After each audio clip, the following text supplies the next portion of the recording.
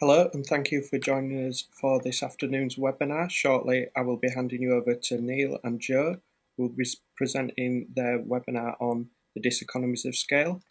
Firstly, before we go any further, I'd just like to go through some housekeeping with you. I'd like to let you know that once this session is over, we'll be sending out all the slides to everyone who's attended. So everything that you do see on screen today, you will be receiving to look through in your own time. I'd also like to let you know that throughout the webinar we'll be pausing. We'll be taking some polls. This is to let our presenters get a little bit of feedback from you all in the audience. We're also going to be pausing throughout the presentation to take some questions. This is just so if there's anything that you want clarifying, we can give you a little bit of more information. If you have a look to the right hand side of your screen, you should be able to see a questions box. That is where you can type a question, and when we pause, I'll be feeding them questions back to Neil and to Joe to answer and give you a little bit more detail. So I shall now hand you over to Neil for the first part of the webinar.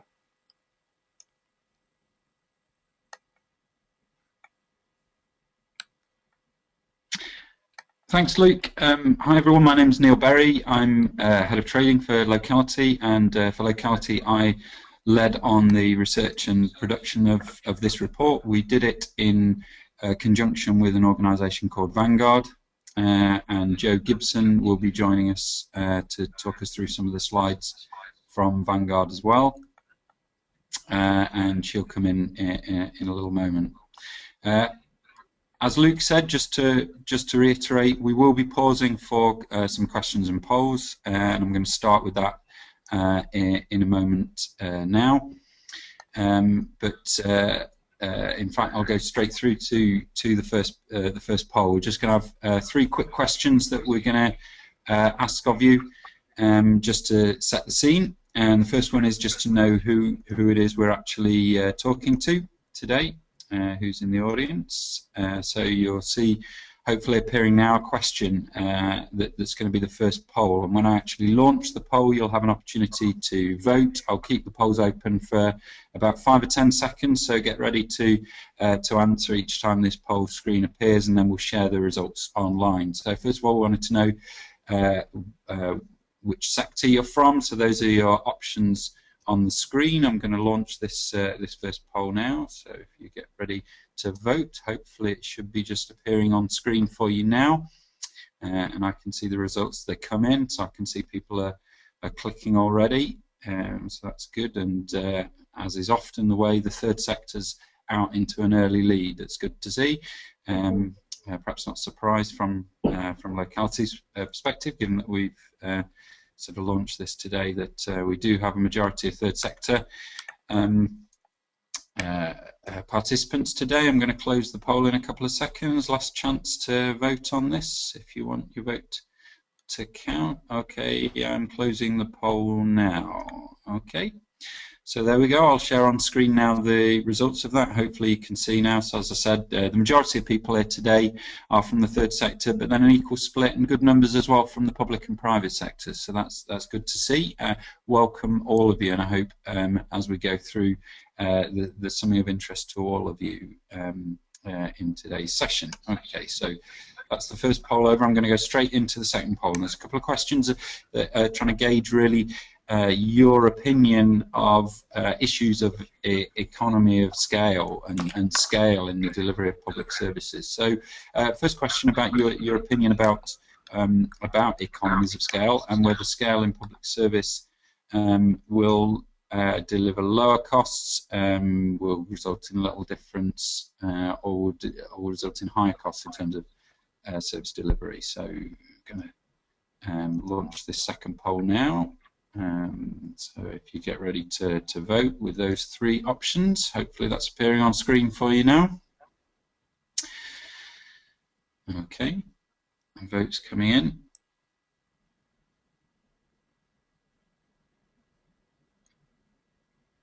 Okay, another 5 seconds or so to post your votes. Okay, I'm going to close the poll in 3, 2, 1, and there we go. It's closed, and as you'll see, The largest number of people that are here today actually think that that there are diseconomies of scale.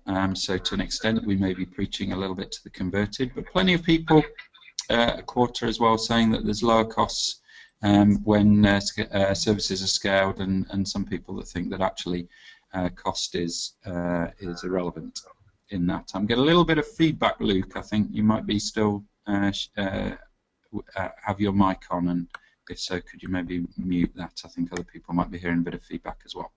Okay, third poll, I'm going to go straight into now. It's the same question about scale and public services, but instead of asking about what you think the effect is on cost, we're going to ask you what you think the effect is of scale on quality in public services. Obviously, as with the previous question, a great generalization, but in general, on the whole, do you think that when public services are scaled, it results in higher quality, lower quality, or again, little different? So this is the third and last poll before we go into the meat of the presentation, but I'm putting that on the screen for you now.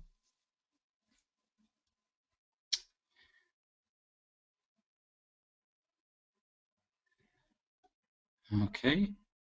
Slightly different from previous polls we've had, which have been which have had one clear leader, but then a couple of other also quite higher ranking votes as well. But this one's going to be slightly different, as you're going to see in a moment. I'm going to close the poll in a few seconds. Last chances to vote. Okay, I'm closing the poll now. And as you'll see here, there's much more consensus here that scale in public services does deliver lower quality rather than higher quality. In a way, that's kind of the results of the last two questions are kind of what we'd have expected. I think when you talk to the public sector in particular about an approach to small scale versus large scale contracting, there's kind of an assumption that they know that they won't necessarily get quite the same level of quality and user focus when they scale public services, but they feel they have to because they will be saving costs and get other benefits. So the fact that most people, the vast majority of people, saw lower quality as the result, but also a significant number of people thought that there would be lower cost. I guess that is the received wisdom in terms of scale and public service delivery. What we want to talk about today is why we think that scale and public service delivery does deliver lower quality, but also does ultimately deliver higher costs. We're not going to really look too much into the economics of that argument, but I'm going to dwell just on one slide on this, just to demonstrate that diseconomies of scale is something that is well understood in economics, business economics in particular. The theory of economy of scale is that as you scale and you reap shared overhead costs across greater output, you will start to see economies of scale until you reach a point of kind of maximum efficiency. And then as services are scaled, as markets are scaled beyond that point, then at that point diseconomies of scale start to kick in. And the point at which there's maximum efficiency in terms of reaping economies of scale and then getting diseconomies of scale, it's different for different types of services. And we would argue that in services, rather than in manufacturing, for example, the point at which diseconomies of scale start to kick in will be much sooner, much further to the left, but particularly in very human-based public-facing services, it'll be much further to the left of that graph. So that's enough of the economics. We're not really going to talk on that. We're going to focus today on some research that we did, how we went about it, why we went about it, and what we found in terms of the effect on citizens and the effect on local neighbourhoods, rather than going too much into the economics at this stage. So to explain why we did the research itself, we're going to talk both from Locality's point of view and Vanguard's point of view.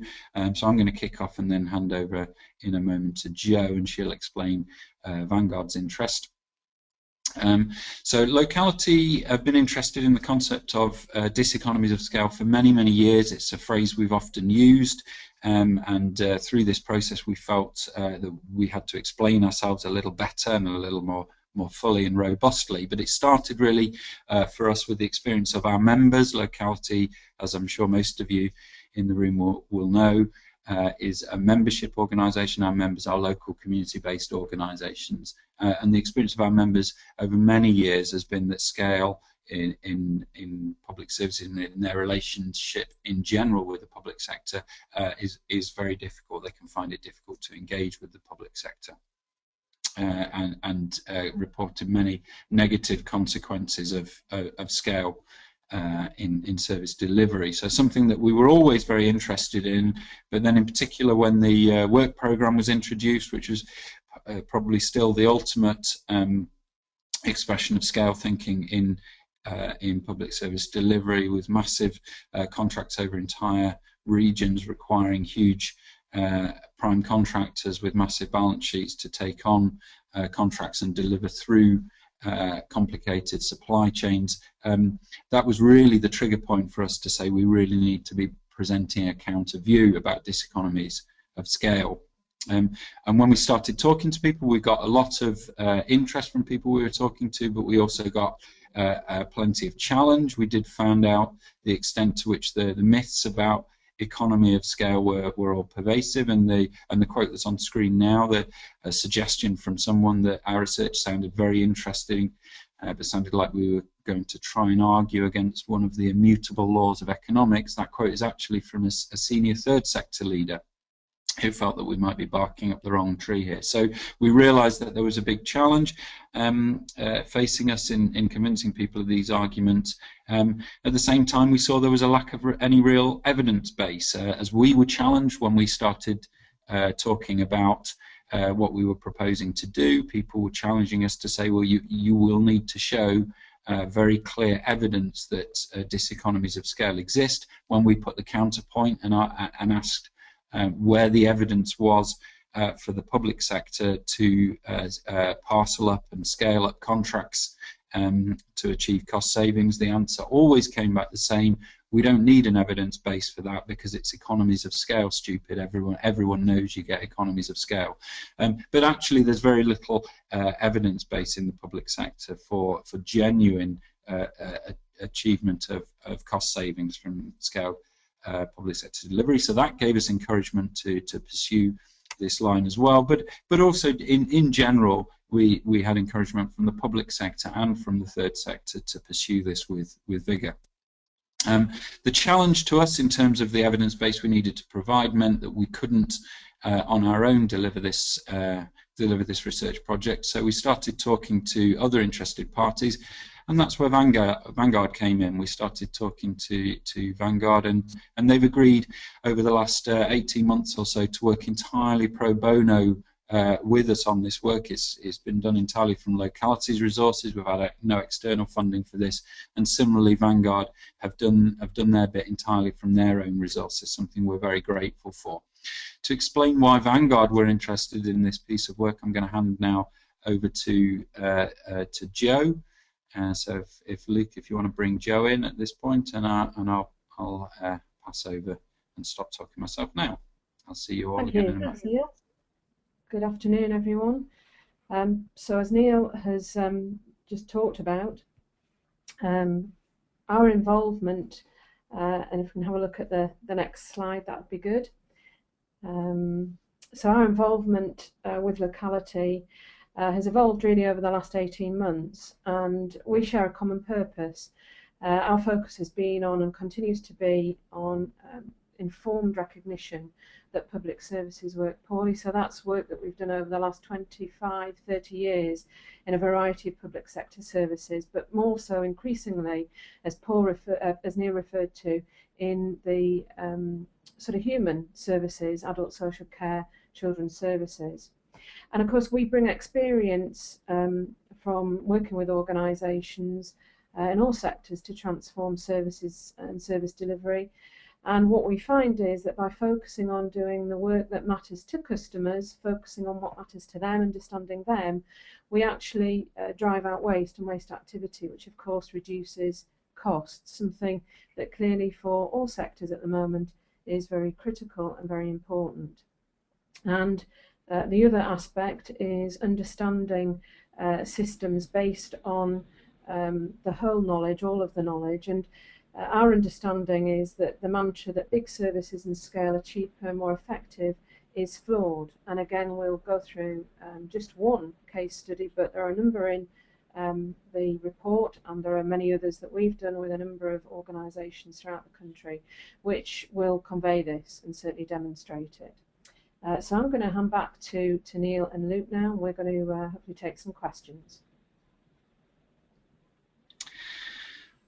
Okay, thanks very much, Joe. Yeah, now we are going to pause for some questions. There'll be later opportunities for you to come in with questions as well. We're going to talk next about the methodology that we use for the research, and then go straight after that into discussing the results that we found, and we'll be pausing for questions after that point as well.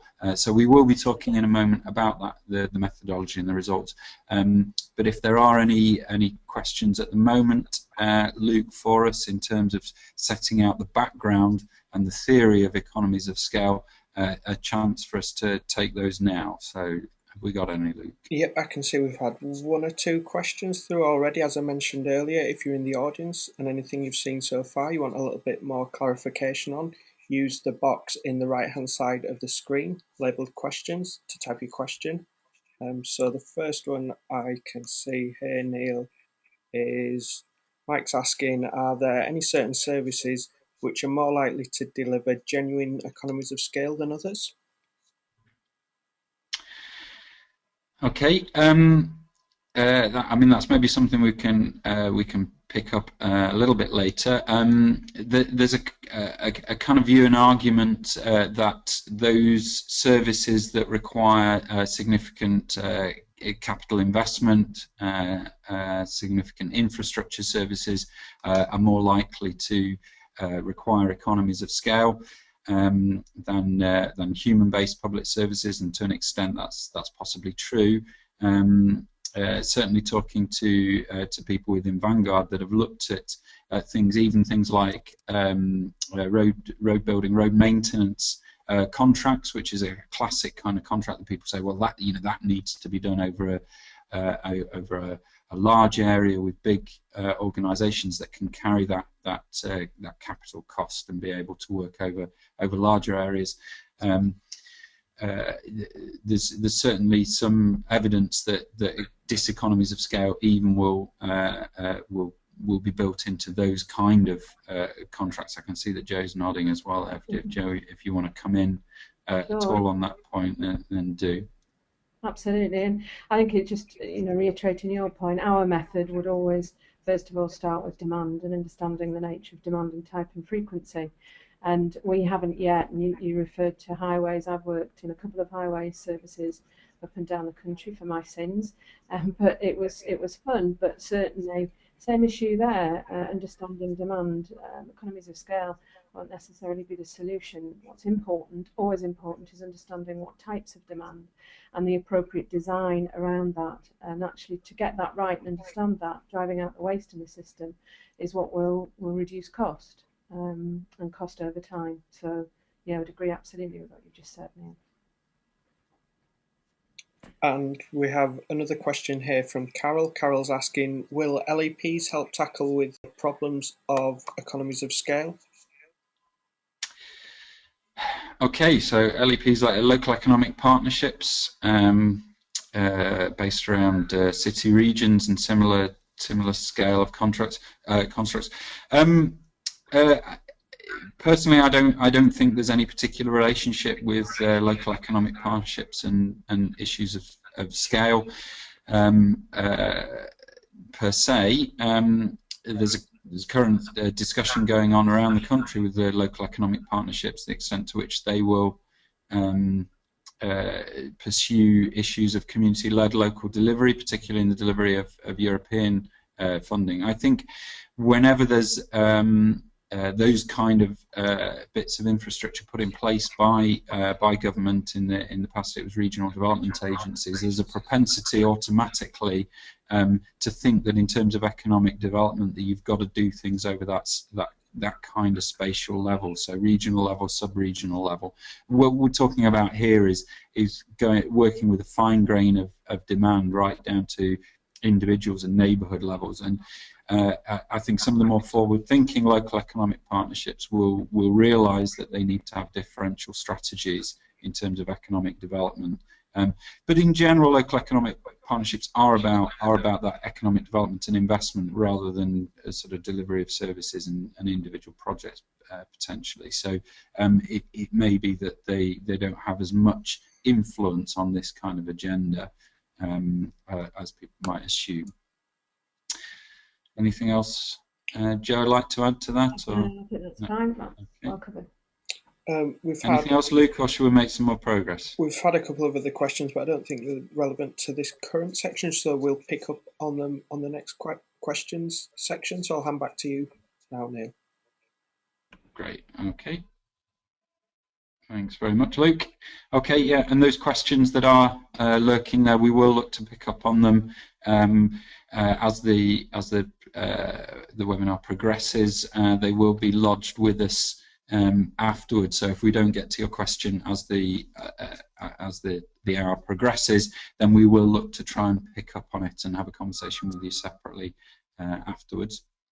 So I said next we'd talk about the methodology, and then again just a quick bit of info from me about Locality's approach, and then it'll be back over to Joe to talk about Vanguard's approach. We're not going to dwell too much on the methodology because we want to get on to obviously what we found. We looked at both the third sector experience of economies of scale and also the end user experience of economies of scale. Locality led on trying to gather information from the third sector and also the public sector in terms of how scale thinking was affecting neighbourhoods, and Vanguard looked more at the user experience from an individual point of view. What Locality did, we triangulated information and data from a number of different sources, as well as talking to lots of partners. We analysed financial data from 139 different organisations that were aspiring to deliver public services, to actually look at their turnover, the types of contracts that they were trying to deliver, and how issues of scale were affecting them from that point of view. We looked more qualitatively at the views of organisations, and we put a survey out there to which we got 96 responses, and we analysed those responses in terms of how scale thinking was affecting people in different ways. And then from that information and from other stories we'd heard about, we did follow-up interviews with 9 specific organisations to look in much more detail about exactly how services had been redesigned, normally scaling up rather than scaling down, and what the effect of that had been. And some of those case studies are reflected in the final report as well. So Vanguard, as I say, looked at the demands placed on the system by individuals. It's actually, this slide should actually say hundreds of thousands of demands. They track exactly how individuals relate to different parts of the public sector, and they use the Vanguard Method techniques to do that. And in order to explain what that technique is and how Vanguard work and analyse demand, I'm going to pass back over to Joe. Thank you, Neil. Okay, so Vanguard Method, there are a number of aspects to this, so we'll just go through these one by one. Change starts by studying and getting knowledge of the current system. We call it the what and the why, so it's not just what happens in the system, but more importantly really the connection to the thinking, why it does work the way it does, and the fundamental thinking that's behind the current design and management. We never start with change with plan, so unlike many organisations, they just go straight into a plan to implement. We try and get that understanding and knowledge. We study services end to end from the customer's perspective. So again, try and get the whole view from the customer's stance. So outside looking in. And we then understand service user demands, and we follow them right through. So again, I've referred already to demand. It's really, really important to understand that in customer terms, but then follow it through, follow the work through in the flow, and understand how well the work does actually work from the customer's perspective. And then the final point that we look at, we identify the system conditions, or you could call them barriers, obstacles, things that get in the way of us being able to do what truly matters for customers. There are lots of them out there. You'll be familiar, I'm sure, with them where you work. And underpinning all of those aspects of the method, as I mentioned earlier, it's the link back to thinking and how important it is to understand that thinking. If we don't change the thinking, we won't get sustainable change going forward. So I'm going to talk through now a case study. It's one that's featured in the book, in the review, but also there are many others. As Neil said, we've done many other case studies in lots of systems. I'm looking at and tracking at individual cases and their experience end to end. So this is the case of Ruth. So it's Ruth's experience, and what we want to understand is what, from her perspective, she's experienced and actually what's mattered to her. So just a bit of background to Ruth. She was a victim of domestic violence. She has 6 children with 3 different fathers.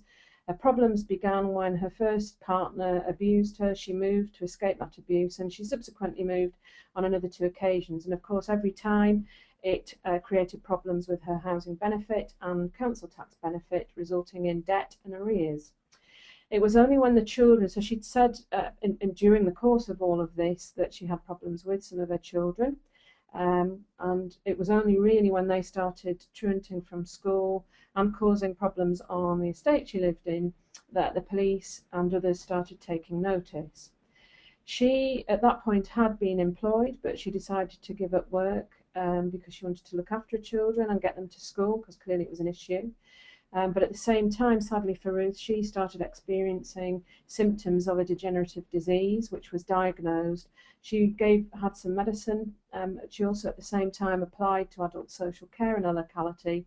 And unfortunately, as is often the case these days, her needs didn't meet the threshold. So consequently, she didn't get the support she needed. Her health degenerated further. She was struggling to run the home, clean the home. She couldn't get upstairs to her bathroom, and was really struggling with the condition of the property. She requested a wheelchair, again went back to social care, asking for help and support. Once again, the response was, sorry, you don't meet our threshold, you don't meet our criteria. At this point, sanctions were imposed on Ruth, and the children were truanting again from school. She borrowed money at this point to get a wheelchair so she could get the children to and from school. Sadly, at this point, and this is not unusual, which is concerning, the social worker involved in the case noted down, Ruth is a deviant and she's just working the system. I was talking to Neil earlier. I had opportunity to do a very similar case and look at a very similar case in another part of the country yesterday, exactly the same sort of features and things being said, judgments made.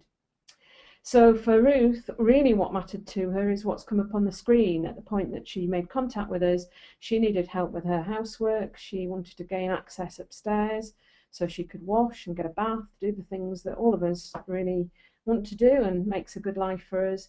And she did say, and these were her words, these 2 things would have such a profound effect on mine and the children's lives. So what actually did happen then? What did the services do? And typically, and this again you probably will know from your own experiences, but certainly we are building a very thorough picture of, and that is the silos that organisations and even same organisations work in around the individual and the family, and they don't look at the whole, they look at them individually. So what did Ruth receive? Well, again linking into sort of standardised packages, she had 2 anger management courses. And that was followed by, I think it was, I'm not sure what it was, 2 parenting programs, and following that, help cleaning one bedroom. She'd already said to us that she wanted to help with the whole of the house. She did receive some equipment, but again, that was pretty useless because she couldn't get up the stairs. And finally, the whole family received a family integration program. Again, very standardized packages, because we believe as a system that they are cheaper to provide, but clearly they weren't meeting the needs for Ruth and her family. And all of this resulted in 8 social workers dealing with the case, so quite confusing for Ruth and her family. 22 support workers were allocated, 30 referrals were in the core flow, 16 assessments, and 36 different teams or services approaching Ruth, trying to do stuff really to Ruth.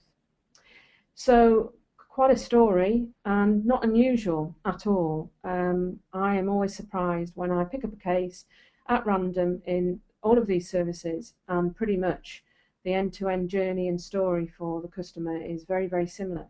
So it must lead us to question what's going on in the system. So what was the cost of all of this? So what Ruth actually wanted, interestingly, which she'd expressed earlier, which was a cleaner and a move to suitable property, or indeed a stair lift, would have cost at that time that we did the case around about £21,000, just under. So what did it actually cost to do what we did? And I use those terms because we did it to Ruth. It was over £106,000. So again, doing to somebody, and that sort of is the system, not doing what mattered to Ruth, cost £86,000. So quite a tale, and as I've said, not unusual at all. So I'm going to now hand back to Neil, who's going to take us through a bit more around the method and what we found. Great, thanks very much, Jo. So as Jo says, there's actually 4 case studies that are talked about in the report you can read about Ruth, and 3 other people, different stages in their lives, and what happens when silos and scale thinking interacts with individual people's needs. So we did spend quite a lot of time, Vanguard spent quite a lot of time looking at the effect on people and understanding that demand flow. But at the same time, we did look at the effect wider on neighbourhoods, on the third sector, and on issues of cost as well. And I'm just going to talk through some of the other things, therefore, that we found. And after this slide, we're going to pause for some more questions and indeed a poll. But what else we found? As discussed in the report, we found that scale thinking is actually rife in the country. We wanted to ascertain the extent to which it was affecting, in particular, the third sector. We asked a lot of questions in our survey about the effect of scale thinking, the extent to which it was affecting organisations already and affecting quality of service delivery. And some of those figures were quite astonishing in terms of what people were reporting to us in terms of the extent of scale thinking. But this is one statistics I thought I'd pull out today. Some people may have heard of something called the 25% rule. Put rule in inverted commas quite deliberately, because it isn't a firm rule, but it is one that is applied and misapplied often by commissioners and by public sector bodies procuring services. The 25% rule, as it's usually described, is that in order for a supplier of services to be considered a suitable risk for a particular contract, the value of a contract should be no more than excuse me, no more than 25% of that organisation's turnover. So perceived to be a risk if a particular contractor is overly reliant on one particular contract and one particular customer in the public sector. So we wanted to test, actually, in terms of aspiring third sector organisations that wanted to deliver public sector, public service contracts, how many would actually meet this rule in terms of the type of contract that they were looking to deliver, the type of service that ideally they'd like to deliver, and their size as an organisation. These aren't very small organisations by any means. The organisations we analysed the financial data on were generally medium-sized community-based organisations. But even so, only a small proportion, less than 30% of organisations would actually meet this rule in terms of the type of service they were aspiring to deliver because of the scale at which it was delivered. We also found lots of evidence about how scale thinking was not only damaging the lives of individuals, as Joe's just described and explained, but actually how scale thinking is destroying local social capital in terms of connections between people, between neighbours, between residents and local public sector workers, between residents and local community organisations that might have a role to play in terms of service delivery. In particular, we saw local community organisations' bonds with their local community being damaged and weakened by the fact that they were having a lesser and lesser role in trying to address and prevent some of these problems and deal with local issues and local services. We saw issues of individuals no longer being able to work in their own local area, but having to work for being tutored to larger organisations that working over a much broader patch and losing that connection with their own neighbourhood. So it was a typical typical experience. We found that the organisations would develop a successful model for service delivery, but as it was scaled, the people that were delivering that and were delivering that to people they knew, using that deep knowledge that they had of a local neighbourhood, would be required to go and work in neighbourhoods that they didn't know, and so some of those bonds were loosened, and service delivery and service quality was harmed as a result. But also we've seen plenty of examples, particularly with the work programme and those types of contracts, with organisations actually disappearing entirely and going bust. So organisations being lost as potential providers of services simply because of, takes on to the next point, the fact that some of these contracts are no longer economic for people to deliver. We looked at the extent to which some of these very large contracts were taking resource away from the front line, and across various different contracts we could estimate that anything between 35 and 55% of the overall cost to the public sector of delivering interventions were being swallowed up in management, compliance, quality assurance, reporting chains, and indeed in profit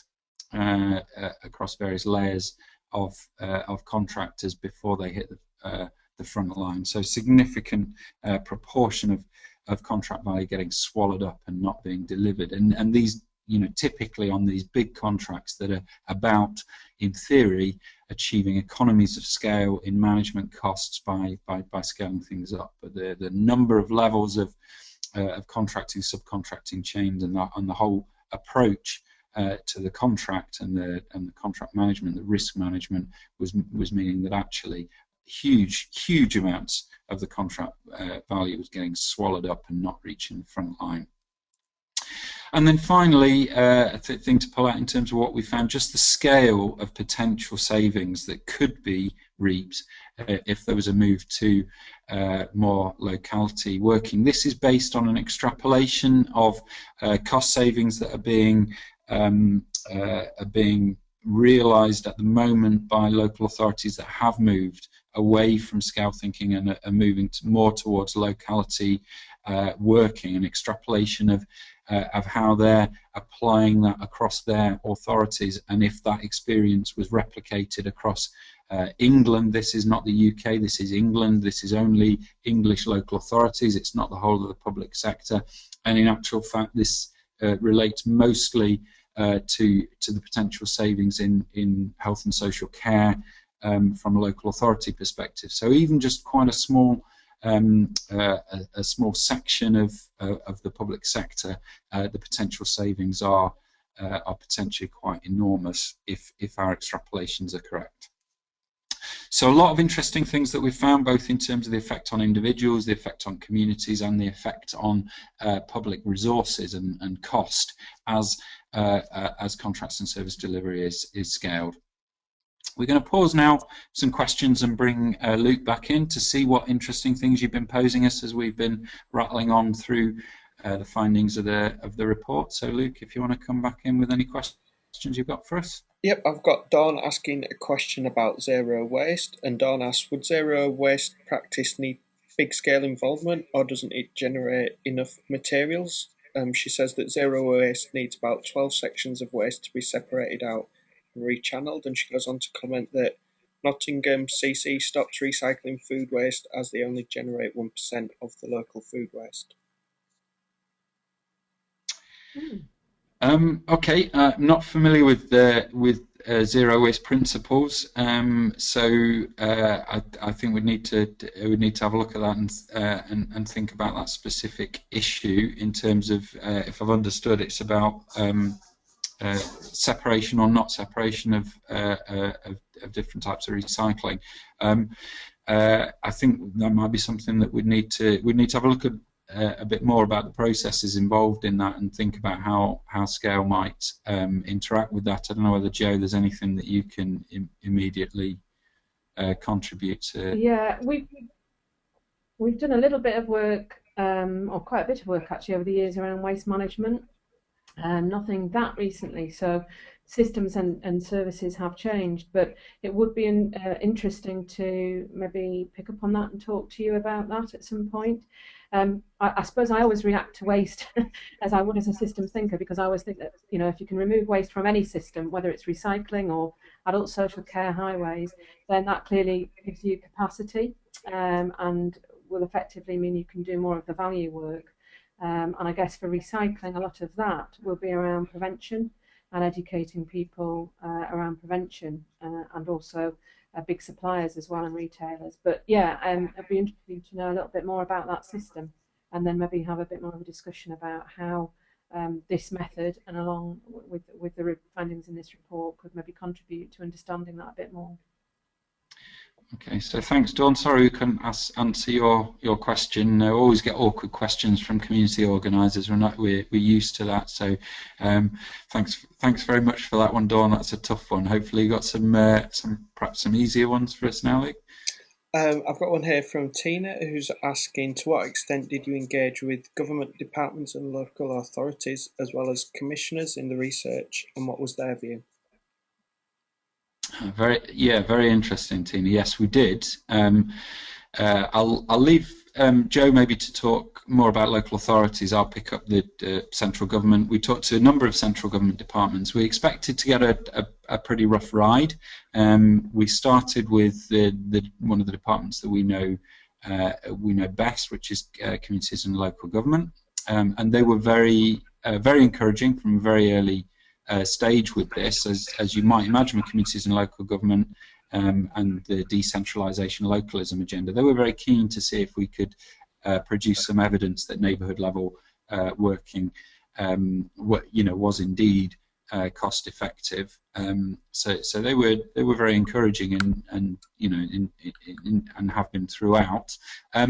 But we were surprised actually across lots of other government departments to find the extent to which people were starting to challenge some of that thinking, even within departments such as the Department of Work and Pensions that previously launched the work programme and starting to question already whether that was the right approach. We even didn't get laughed out of the Treasury. We went and had meetings in the Treasury where we thought we'd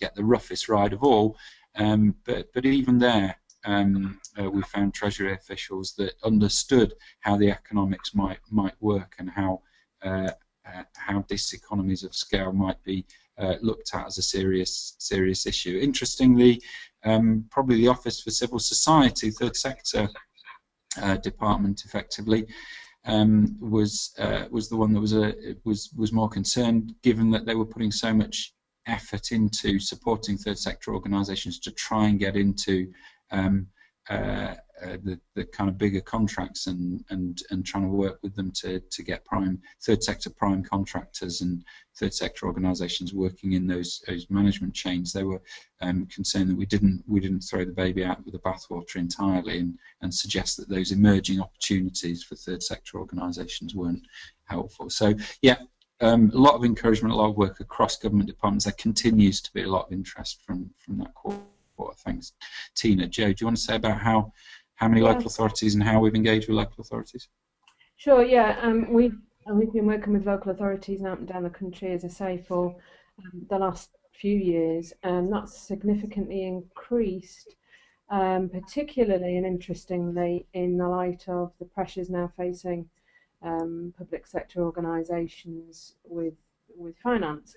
So we've been working with a number of chief executives, and that's one of the positive things. It's chief executives who are recognising that a radical redesign of services is needed, that also takes account of locality and local service provision, understanding that, and enabling communities, societies to actually help themselves.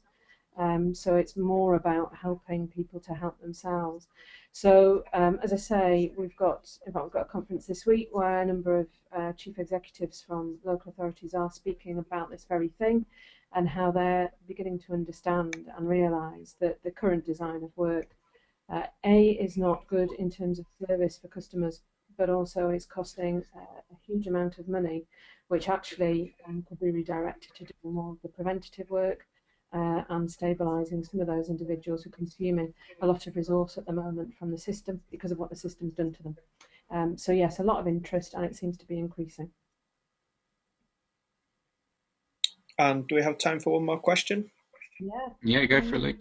So you mentioned to me, Neil, that your friend Peter McGurn is in the audience and might have some difficult questions to ask you, has indeed sent us in a question, and he's asking, will there be access to any of the underpinning data that supports any of the conclusions? If this is to make any headway at policy level, we'll need to be able to evidence the assertions that are being made. Yeah, okay. In the report, we do make a series of assertions. Most of the quantitative data we've got in there is actually based on surveys, and we've got the background survey data. In terms of the financial assertions, I'm getting feedback again, Luke, from your mic. Might be mine. In terms of the wider financial assertions, they're based on extrapolations from the current experience of local authorities, certain local authorities. We were hoping to be able to report on and name those local authorities. At the moment, we're not able to do that for reasons of confidentiality, unfortunately. So that means we can't provide the background source detail of some of those cost savings and how they work out per capita. What we are planning to do, Peter, is to produce some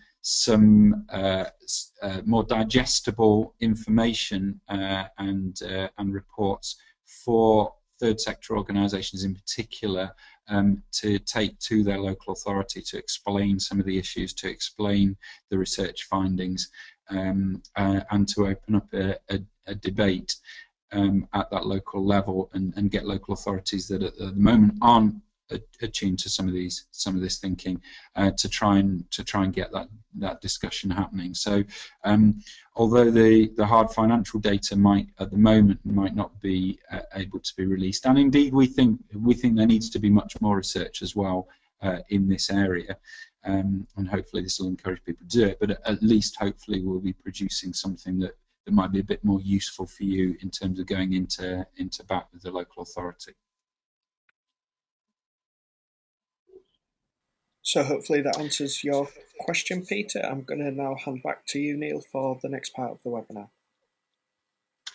Okay, just I don't know whether Joe wants to come in and add anything to what I've just said, but otherwise I'll go on and report on the last last bit of the last finding, effectively, that we wanted to discuss, and then we'll draw our conclusions out.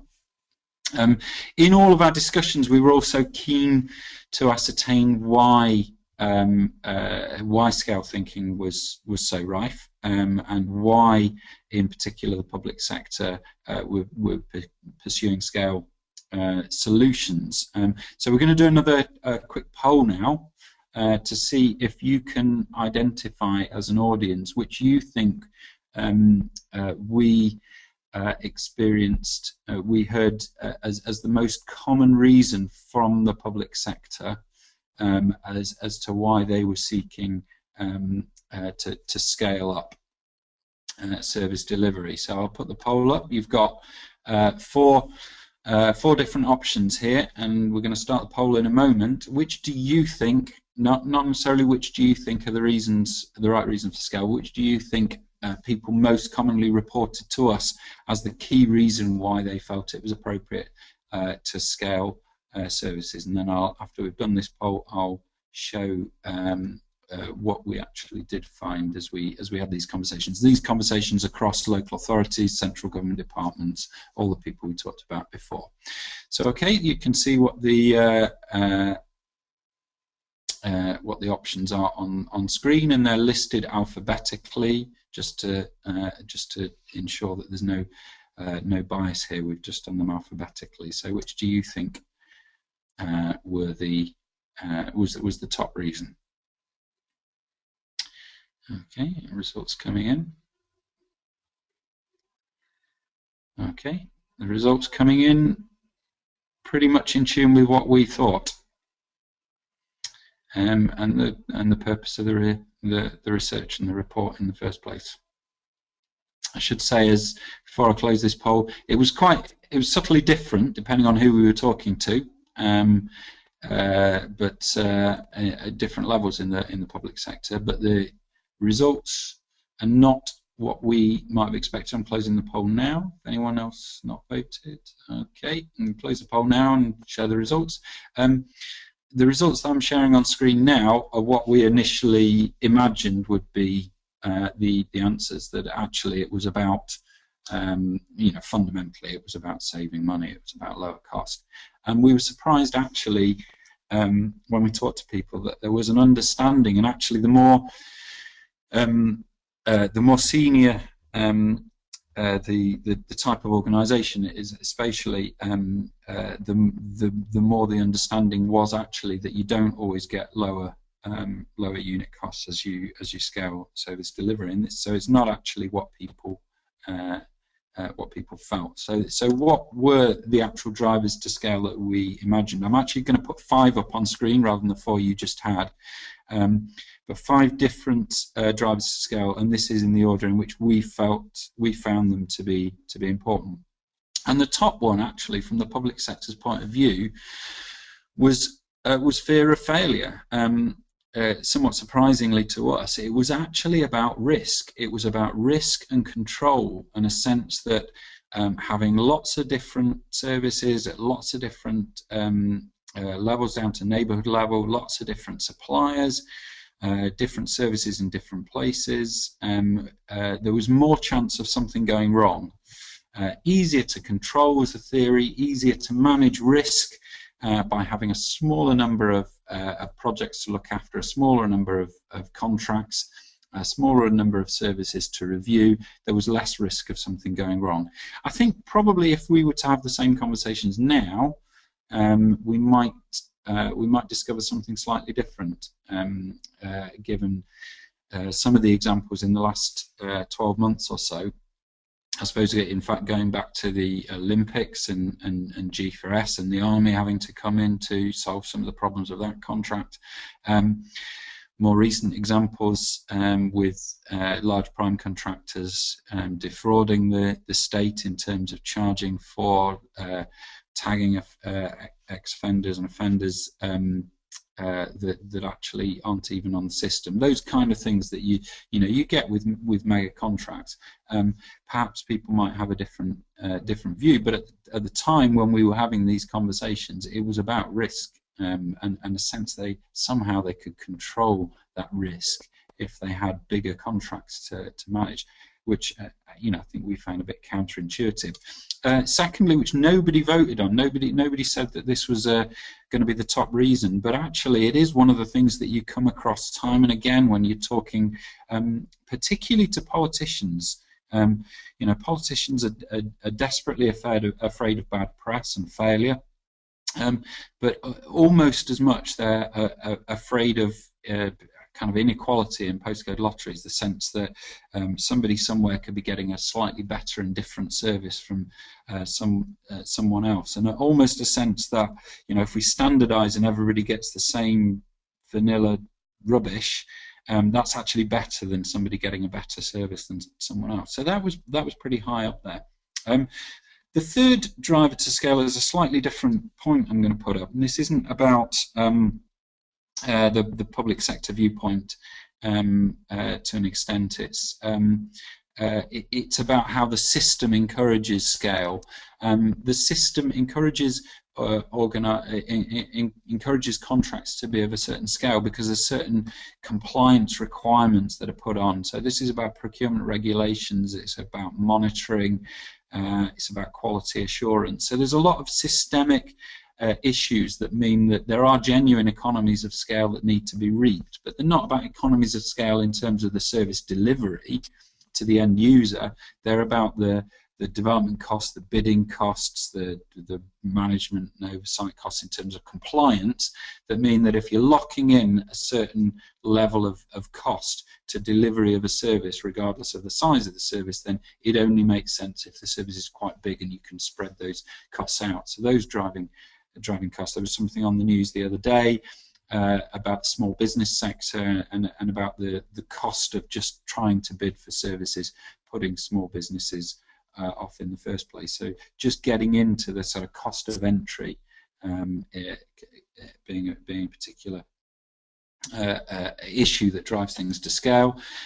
Fourthly, we found a huge amount, and this was reported by, not necessarily by the public sector so much, but by people that work with the public sector, the sense that actually it's just so much more convenient, it's less hassle, less work for me if we combine contracts and just put one out than try and manage ourselves multiple contracts and maybe pass that requirement to manage a supply chain to other people. And an actual belief in economies of scale was often there, but wasn't the main driver.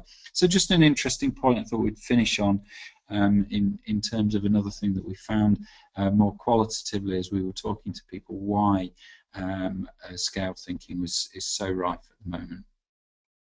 So that's the end of our presentation, and we're coming up to the hour. We have got a chance for questions in a moment, but I'm just going to pass on to Joe, who's going to just list now the four principles that we conclude with in our report, our recommendations. So Joe, over to you. Okay. Thanks, Neil. Thank you. So it is a call to action, and a belief that efficiency comes from effective services. So these must, and there are sort of 4 key points, they must be local by default. I think we've already demonstrated the impact of that. Help people to help themselves, again, equip them to solve their problems, enable them to do so, build some resilience. Focus on purpose, not outcomes. So what matters to customers? That's our purpose, that's our reason for existing. And finally, to manage value, not cost. So again, to focus on the value work from the customer's perspective. The consequence of that will be it will reduce cost because we'll be doing the right thing. We'll be removing the waste that currently costs in the system. So I'll hand back now to Neil and Luke for any final questions. So I'm just aware of time, but I can see there's quite... Luke, I think you... Can you hear me there? I can see there's quite a few questions coming through with a common thread. So if I just let you know what they are. So I've got Alison asking me, how will your research be used to shift attitudes in local and national government towards economies of scale? I've also got Sam asking a similar question. Sam says, how do we get people in... Sorry, Sam says Ruth's story crosses numerous functions. How do we get people in those different functions to work together and collectively make a decision. And Joe's also asking, how do we take this forward? Okay, do you want me to go first, Neil? Or? Yeah, go for it. Hi, Sam. I know where you're from, and I know that's why it's a relevant question, because I think you're in an organisation that's sort of facing that challenge. And certainly it is about attitudes, it is about behaviour, but that's why we sort of also focus, and I think I mentioned it in terms of methodology, on the thinking. So at the moment, a lot of the thinking is around scaling things up, standardising service, because it will, as Neil's just said, it feels safe to do that. Everybody else is doing that. It's easy for us to manage.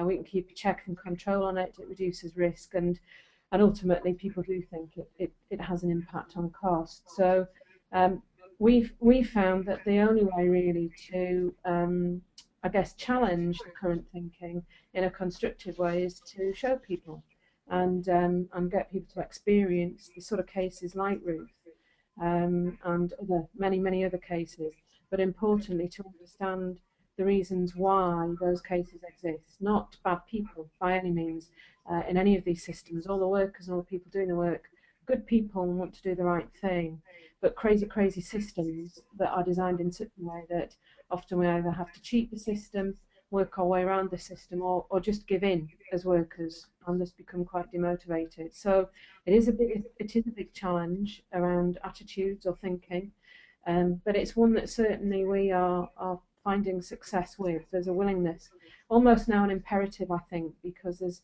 a recognition that there's need for a radical change in how we support people and how we look after our communities and our citizens. And in terms of how we take the other two points about how we take this forward, we're very keen to take it forward. We weren't sure what the reaction to this was going to be, but we launched it last week and we've been very encouraged by the reaction. We've had lots of positive comments. We've had lots of people asking what we're going to do. In answer to Peter's question earlier, I said we're going to produce something for local authorities and third sector organisations that's a little bit more digestible, designed for people that kind of get this and want to spread the word, something that they can use that's a bit more bite size.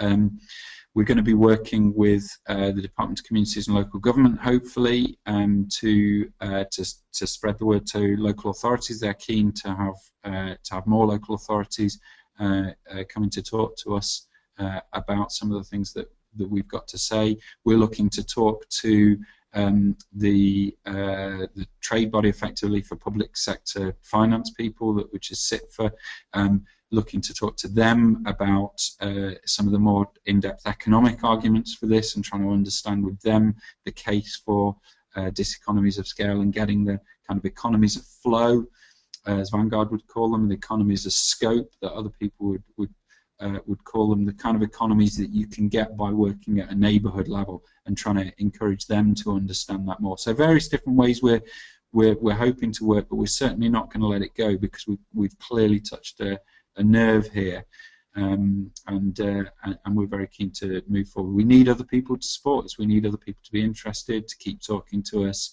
and to keep challenging us as well. So we're wanting more partners on board. Okay, Luke, I don't know whether we've got time for any more. We are just after 2. Do we want to wrap up? Are there any other burning questions? I think, just being aware of time, if we go ahead to the final poll. Okay, fine. We were going to have a cheeky final poll just for you, which is really just the extent to which we've convinced you today that scale in public service does deliver these diseconomies of scale. So are you convinced, have we convinced you that there are diseconomies of scale in public services? So a very simple question, the extent to which we've convinced you today with arguments. So I'm launching that on screen now. Please be honest, we won't mind if you say no. We'll see how many people vote in different categories. Okay. Just another 3 or 4 seconds, then I'm going to close this one. Okay. Thank you very much. Closing the poll now, and thank you. You've been a lovely audience with lots of great questions throughout, and you're a lovely audience in terms of our final poll question as well. So I hope you've found the session interesting. We're not trying to provide all the answers today. We're starting to ask the questions, really, I think, more. But I think we hope, made an important contribution to this topic. If you want to read the final report, you haven't already, that's the link there appearing now on screen. Do keep in touch with us. Hope you have enjoyed it, and I'm going to pass back over now to Luke, who's just going to reference another event we've got coming up soon that you might be interested in. Over to you, Luke. So thank you very much, Neil. I hope everyone who's attended today has found that really useful and really interesting. As I said at the beginning, we will be sending out slides to everyone who attended today, so you'll be able to go over them again in your own time. Just to let you know that we do have another webinar event coming up. That is the Neighbourhood Planning webinar. It's going to take place on Wednesday the 30th of April, and you'll be able to sign up on the Locality website. If you take a look at locality.org.uk/events, that's where you will be able to sign up. I would like to thank you all again for joining us today, and hopefully I shall see you at the next event. Thanks again, and enjoy the rest of your afternoon.